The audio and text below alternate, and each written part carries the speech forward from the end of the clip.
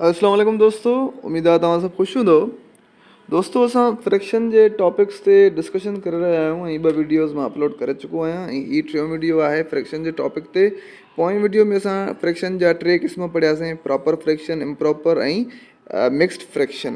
हाणे इन्हनि जी हिक ॿिए में चेंजिंग था ॾिसूं। एक्चुअली प्रॉपर चेंज न थींदो आहे कंहिं में, पर इम्प्रॉपर ऐं मिक्स फ्रैक्शन हिक ॿिए में चेंज थींदा आहिनि। ठीकु आहे, यानी अॼोको असांजो टॉपिक आहे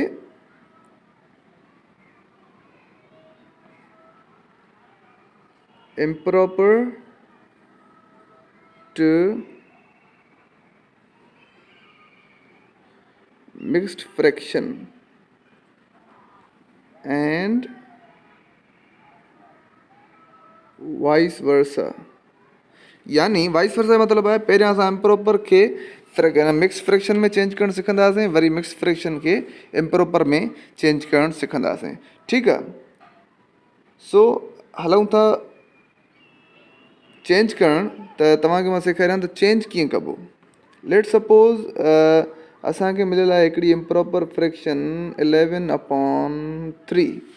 हीअ इम्प्रॉपर आहे, हा। ऐं इम्प्रॉपर फ्रैक्शन छा हुई त न्यूमरेटर वॾो हुजे डिनोमिनेटर, ऐं वाक़ई हिन जो 11 वॾो आहे 3 खां, सो ही इम्प्रॉपर आहे। हाणे हिन खे मिक्स्ड में कीअं चेंज कयां, त हिन जो तरीक़ो इहो आहे त हिन खे असां पहिरियां कंदासीं डिवाइड, वंड कंदासीं। 9 माइनस घणा बचा 2। हाणे बसि असांखे वधीक 2 नंढो थी वियो, रिमाइंडर बचो हिन 3 खां नंढो थी वियो आहे डिवाइज़र खां। इन करे हाणे असांखे पॉइंट न आहे ॾियणी, वधीक न हलणो, रिमाइंडर असांखे कम जो आहे।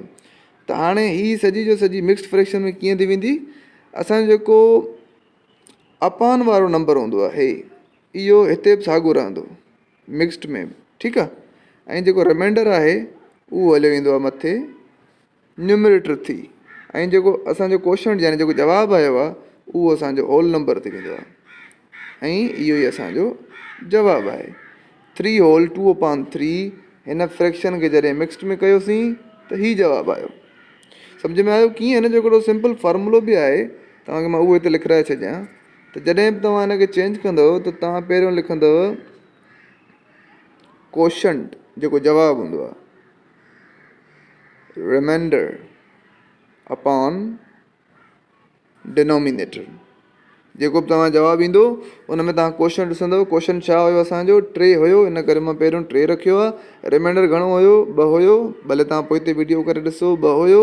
ऐं जेको डिनोमिनेटर आहे उहो हिते बि साॻियो 3 आहे ऐं हिते बि साॻियो 3 आहे। ठीकु आहे, हाणे इहो फॉर्मूलो त लिखियो पियो हुजे, मां तव्हांखे हिते जो वरी हिकिड़ो ॿियो एग्ज़ाम्पल करे थो ॾेखारियां जंहिंसां तव्हां बिल्कुलु सम्झी वेंदव। ठीकु आहे,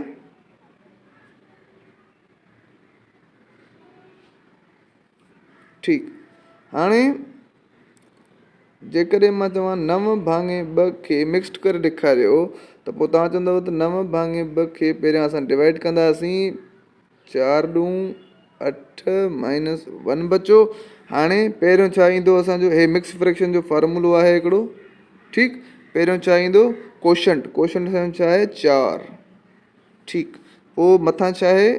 न्यूमरेटर रिमाइंडर असांजो छा आहे? 1। हे असांजो रिमाइंडर आहे, रिमाइंडर यानी बचत। ठीकु आहे, ऐं डिनोमिनेटर असांजो छा आहे? 2। अची वियो जवाबु, हे असांजो जवाबु आहे। यानी हीअ इम्प्रॉपर फ्रैक्शन जेका हुई उहा हाणे मिक्स्ड में कन्वर्ट थी वई। ठीकु आहे, उमेदु आहे तव्हांखे हीअ चेंजिंग करणु सम्झ में अची वियो हूंदो।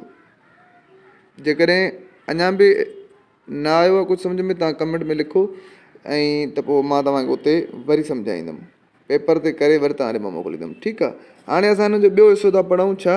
मिक्स्ड फ्रैक्शन अगरि तव्हांखे मिलियल हुजे त पोइ तव्हां हुनखे इम्प्रॉपर में कीअं कंदव। जेकॾहिं मिसाल चवां 2/3, हे हाणे मिक्स्ड फ्रैक्शन आहे, हिन जी इम्प्रॉपर फ्रैक्शन ॻोल्हणी हुजे त कीअं कंदासीं? त हिन जो बि हिकिड़ो फॉर्मूलो आहे त पहिरियां डिनोमिनेटर खे मल्टीप्लाई कंदव होल नंबर, W माना होल नंबर, ऐं पोइ प्लस कंदव न्यूमरेटर, ऐं पोइ वरी डिनोमिनेटर खे डिवाइड कंदव। यानी पहिरियों हिन ॿिनि खे कंदव तव्हां मल्टीप्लाई, जेको जवाबु अचे उन में वरी ही न्यूमरेटर जेको बि आहे उहो कंदव प्लस, बाक़ी अपॉन साॻियो 3 हूंदो। ठीकु आहे, अचो कयूं त ॿिटकी 6 ऐं 1 7 ऐं अपॉन घणो 3 त अपॉन हेॾे बि घणो ईंदो 3 ऐं हे हिन जो जवाबु आहे। ठीकु आहे, हे ई हिन जो जवाबु आहे। अचो कोई ॿियो एग्ज़ाम्पल खणूं।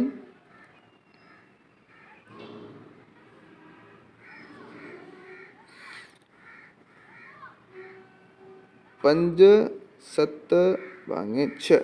ठीकु आहे, मां तव्हांखे ॿुधायो पहिरियों हिन ॿिनि खे कयो मल्टीप्लाए, 6 5 30, पोइ जेको जवाबु अचे हुन में कयो प्लस छा न्यूमरेटर अपॉन 6 साॻो, डिनोमिनेटर साॻो, हिते साॻो आहे, डिनोमिनेटर साॻो इक्वल हाणे ॾिसूं छा थो अचे 37 अपॉन 6, हिन जो जवाबु आहे। ही इम्प्रॉपर फ्रैक्शन अची वियो। मिक्स्ड मां सिधी इम्प्रॉपर फ्रैक्शन असां मालूम करे छॾीसीं। कॾहिं कॾहिं असांखे जेका मिक्स्ड मां इम्प्रॉपर कंदा आहियूं उहा सिंप्लीफाई बि थींदी आहे। जीअं मिसाल 2 4 ऐं 6 हिन खे मां कयां जेकॾहिं त पहिरियों हिन खे कंदासीं छॾूं 12 प्लस 4 अपॉन 6, हाणे 12 ऐं 4 16 अपॉन 6। ठीकु आहे, हाणे 16 अपॉन 6 त टेबल लॻे थी कंहिंजी 2 जी लॻे थी, ॿिटकी 6 8 × 16, जवाबु आख़िरी थो अचे असांजो 8 अपॉन 3 ऐं ही जवाबु आहे। असांखे हिते 16 अपॉन 6 ते जवाबु न आहे छॾिणो, छो त हिते सिंप्लीफाई थिए थो। ऐं मां तव्हांखे ॿुधायो त सादी सूरत कबी आहे फ्रैक्शन जी, उहा कीअं कबी आहे, सिर्फ़ु टेबल हणिबो आहे। ठीकु आहे, उमेद त तव्हांखे हिननि जी हिक ॿिए में चेंजिंग सम्झ में आई हूंदी त कीअं इम्प्रॉपर फ्रैक्शन चेंज थी वेंदो आहे मिक्स्ड में, ऐं मिक्स्ड कीअं चेंज थी वेंदो आहे इम्प्रॉपर में। नेक्स्ट वीडियो इनशाला फ्रैक्शन ते ई हूंदो, हुन जो को ॿियो टॉपिक हूंदो। फ्रैक्शन जो लंबो हिकिड़ो प्रोसेस आहे, उहो असां पूरो कंदासीं, पोइ फ्रैक्शन में जान छॾींदासीं, फ्रैक्शन खां बाद में परसेंटेजिस पढ़ंदासीं। ठीकु आहे, तेसिताईं ख़ुदा हाफ़िज़, जी एसन।